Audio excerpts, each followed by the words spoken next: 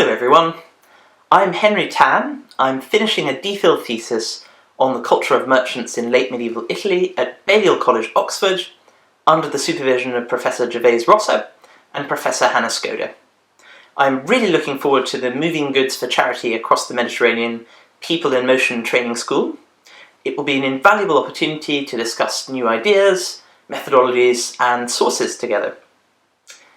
Merchant charity and their participation in confraternities is not a new field of inquiry. In the 15th century, Benedetto Cotrugli, in his famous merchant manual, called charity an ottimo medicamento for the health of a merchant's soul.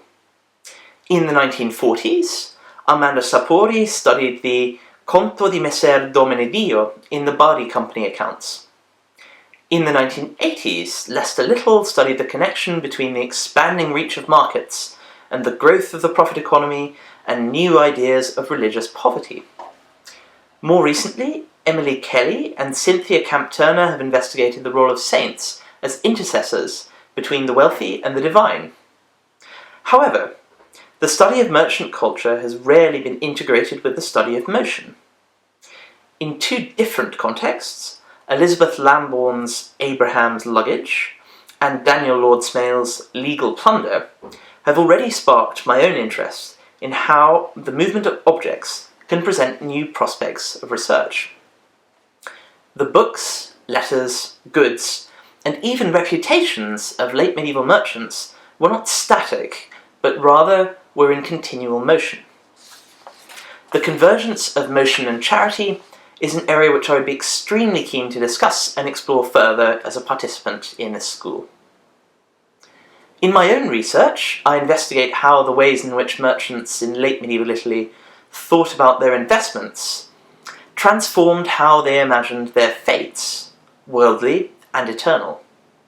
By studying their cultural horizons, not only the learning that they attained and valued, but also the distinctive ways in which they thought, how they categorized, framed, and assimilated this knowledge, this distinctive merchant affinity between the material and the spiritual can be explored. The paper leaves of quaderni, the books kept by merchants to record and account for their trade, were also a site on which their cultural horizons were shaped and reshaped.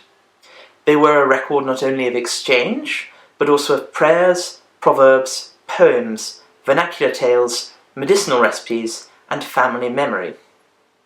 The calculations on the pages of their quaderni reckoned risk, financial and eschatological.